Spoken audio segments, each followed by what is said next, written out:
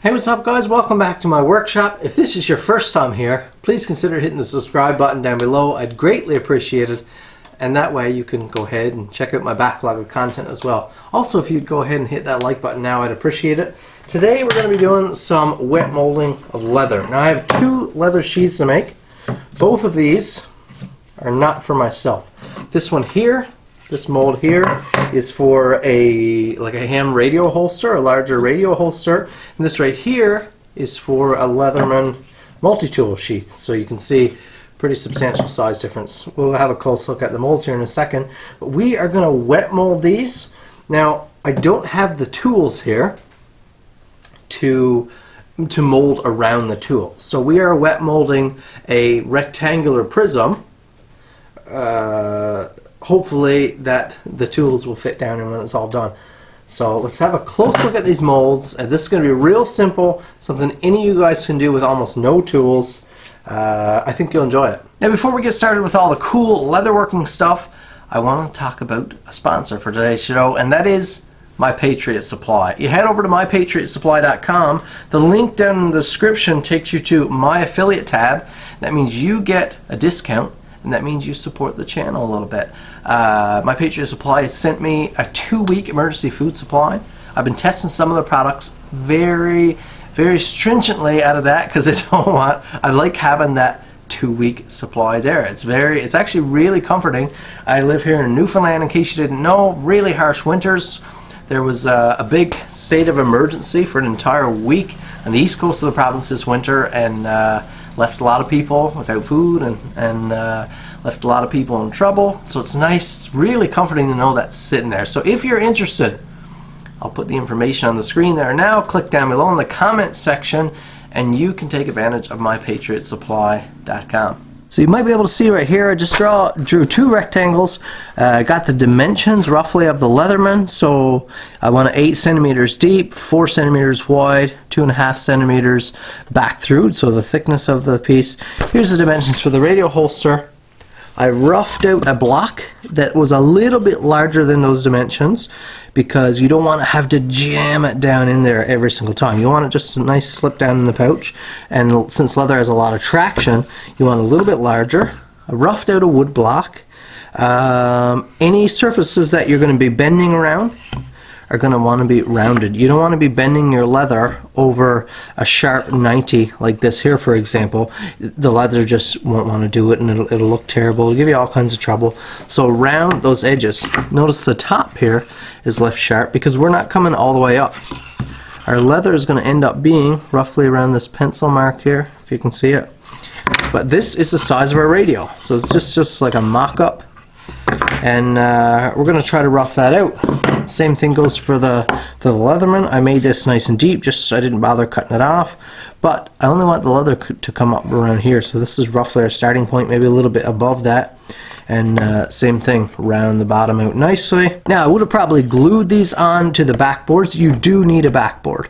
Okay, a backboard is going to be sacrificial because you're going to be stapling to it, but you do need a nice wide backboard. Give yourself lots of room, and something that you can clamp in a vise or screw down even to a bench top. If you have a wood bench top, you can screw this down, but you don't want this to be moving because you're going to be working that leather a lot along these edges, right? So if this base can be firm, I'm going to clamp it in my wood vise here. That's what you're going to want. I would have glued these blocks to the backboard. Didn't have any glue out here in my shop right now. They're inside because it'll freeze in the shop. So I just countersunk some screws, so they're not going to be a problem. So this is all nice and firm. We're going to get started with a smaller one, and perhaps that'll be our demonstration piece today. Now here we go, right into our woodworking vise, and we want it clamped down real nice and firm. Maybe I get it up closer to flush, so our leather can overhang better. There we go. And I want it nice and firm. Everything needs to be nice and solid here because you are, again, going to be working it, and you're going to have lots of excess. So this is a good setup. If you don't have this, like I said, screw it down to your bench. You'll get just as good a results. Now I have some I believe it's 6 or 7 ounce hide here, and you want nice, lots of excess. I'll probably cut out a square just like this. You're not going to cut any type of template or anything now. You may as well not even try, because it just doesn't work that way. You need to start and you just start working and working and working until you have something that looks about right in the middle, and all the other garbage that you messed up and stapled through is going to be discarded. So don't even worry about trying to get it close. You might waste a little bit of leather like this, but this is the only way that I know, at least, to do it. Now, I mentioned stapling. You're also going to need a basic staple gun. This is just a little like cheapo Stanley from Walmart, but I've had it for a lot of years. It works great. Doesn't drive big heavy staples through anything substantial, but for this it's perfect because it's nice and light. The pull is nice and easy, so you're not struggling wearing out your hands. It's nice and nimble.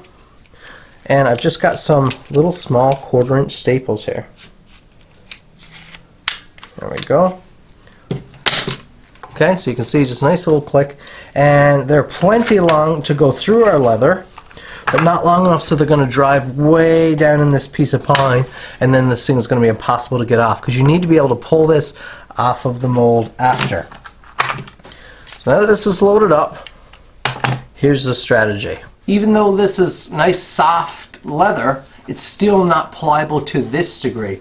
Wet molding is the process of making the leather wet so it becomes, you'll see, super flimsy, and then you can work it into shape. When it dries, the leather will maintain that shape. So we're going to wet this leather, and we're going to start molding it at the top, above where our top line we want to end up being. So we want to come plenty above that.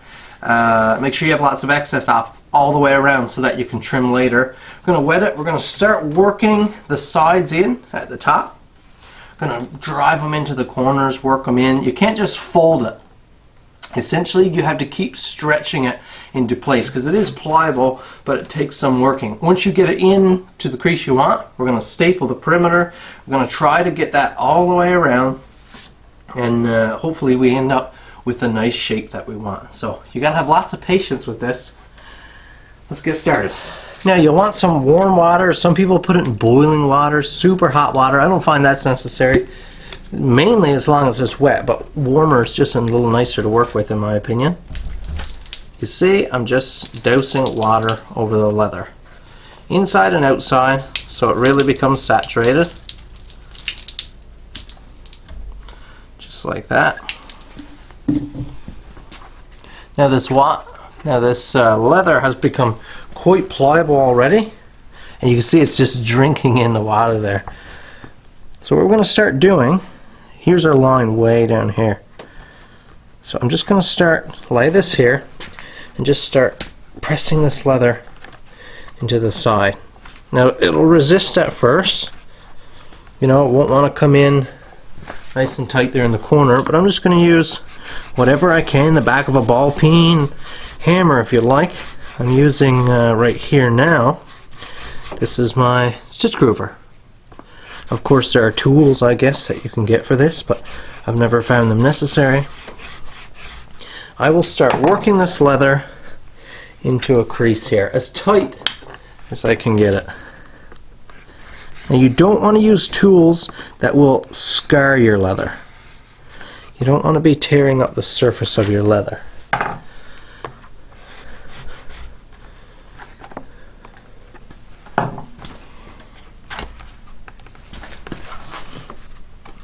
And when I get it roughly in where I want it, I will put a staple out to create a little bit of distance like that. Now, of course, this will still lift and try to push sideways, but as we do the same to the other side, this will be broken around this corner really, really nicely. And we can just work this out, work it till it's nice and smooth, a nice shape that we want.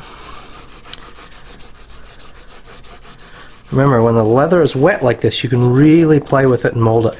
I'll create this edge all the way along, nice and crisp, and then we'll start pulling in the other side.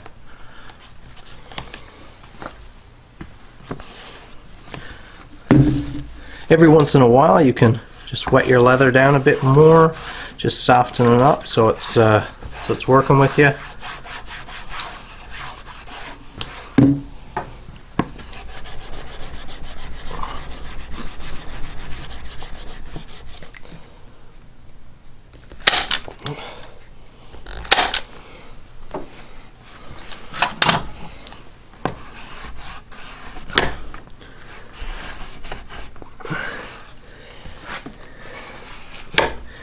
Now the reason you want lots of distance here is because eventually this is where your bead of stitching is going to go around, right in nice and tight to the corner. So the better you can get this corner in here, the sharper you can get it, the tidier you can get it, the better the overall product is going to be in the end.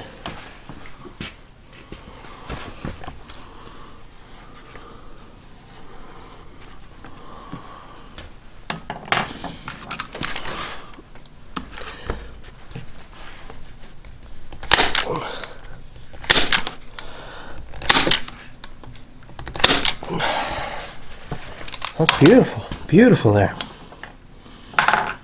These are some like cheap Amazon leather manipulation tools, I'll call them. I don't know that they're much use here. They're not very refined and they're a bit small for this. They're more for like smaller patterns and stuff like that. If you can, try to work your surface back out smooth so you don't have too many tool prints there. And that's looking good. Now we'll want to stretch this side and do the same thing.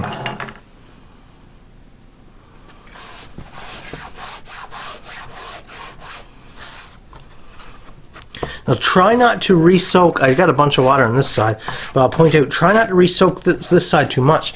As this dries, it'll want to hold that shape. If you keep re-wetting it, it'll want to relax and pull back out of that shape. So just something to keep in mind.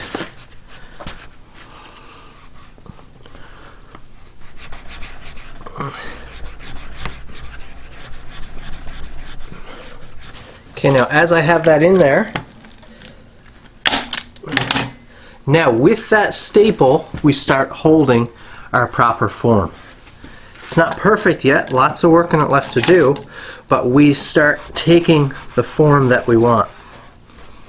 And don't worry if it's not, you want to get it as perfect as possible. You see this is a nice snug, but if it's a little bit mushy, not perfectly tight, this is all going to shrink as it dries. When leather is wet like this, once it dries, it shrinks a little bit, so it'll draw like really tight on that leather block as it's drying.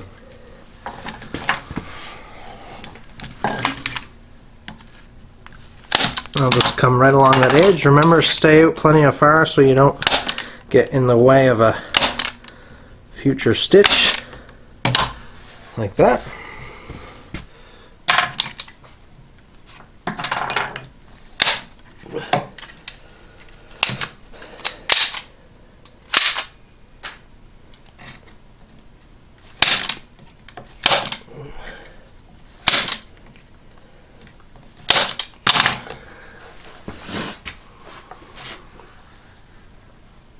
Okay, now here's where the work starts getting a little more difficult, and that is making it form this. Like I said, that's a big stretch. The leather really doesn't want to make that shape. So here's where you really have to start going against it. It's working with you pretty well up to this point. So really make it nice and wet. Saturate the leather. And we just need to start molding this into shape. Now you are going to have to make a few relief cuts out here, and that'll just help it relax.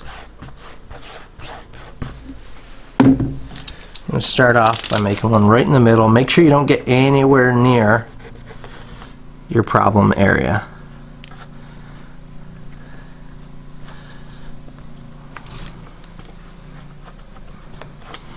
Probably right here.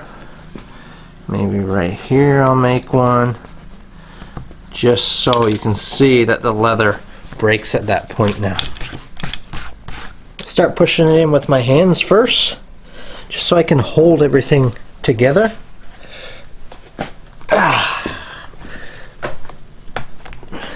So you can see here now why we want this mold really fixed in place. But look at the shape that that's taken on. It's cresting right around there. It's going nicely. Let's make this a little more pliable.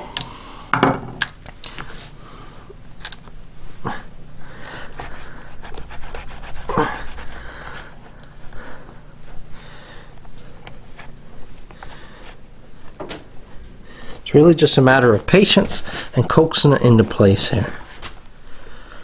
And not spoiling your other work in the process. As soon as you can get this pushed in where you think it's nice, I mean, you can start driving staples.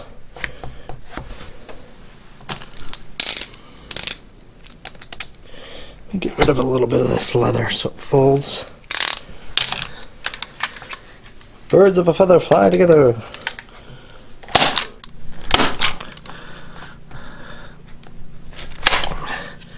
Now it's looking pretty good. It was actually pretty difficult to force this bottom into place, but it's pretty good there now. It's not super tight. It'll tighten up as it dries, and that's one point I want to make, is that this is still wet.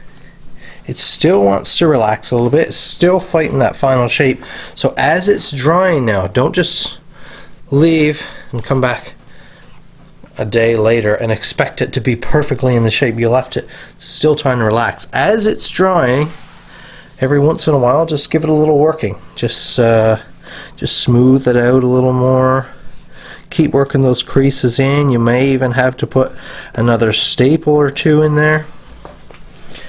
Keep pinching it and make sure that when it dries, it's somewhere that you want it to dry and not just in its own relaxed position, because it can be pretty stubborn, like especially this bottom area. You see that keeps trying to push and relax.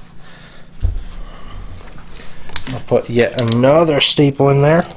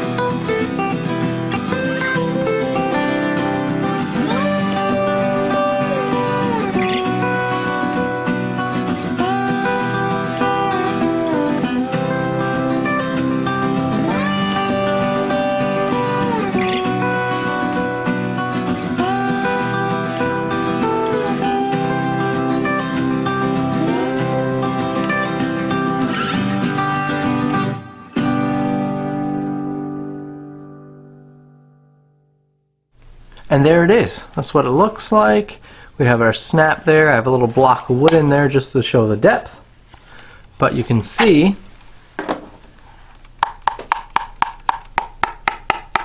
that's how leather goes when it dries. Now some guys will bake the leather. I do not find that necessary. I find it dries the leather out a bit too much, and it goes almost a little bit brittle and strange. So I like hot air. So like a hair dryer, I use my diesel heater here. Got the belt loop on the back. It's all stitched around. Everything's nice and tidy. Edges are sanded. All that's left to do is dye it, which I'll do inside this evening. Shop's too cold to leave any liquids out here, so all my dyes and all that stuff is inside this time of year. But check it out. That is how you wet form a sheath. So you need a mold, need some staples, water, piece of leather, and you get to work. Really happy with it. This is my dad's for his multi-tool. He's been asking me for probably a year now to make him a proper sheath for his Leatherman, and I just haven't got around to it. So there it is, Dad. All good to go. Hope you like it. Thank you guys for watching. Hit that like button, subscribe to my channel if you're not already. Leave me a comment down below. Tell me what you think of this video. Look forward to reading them. I always like reading your guys' comments. Check out the links in the description there, including the link from My Patriot Supply. Thanks for watching. We'll see ya in the next video.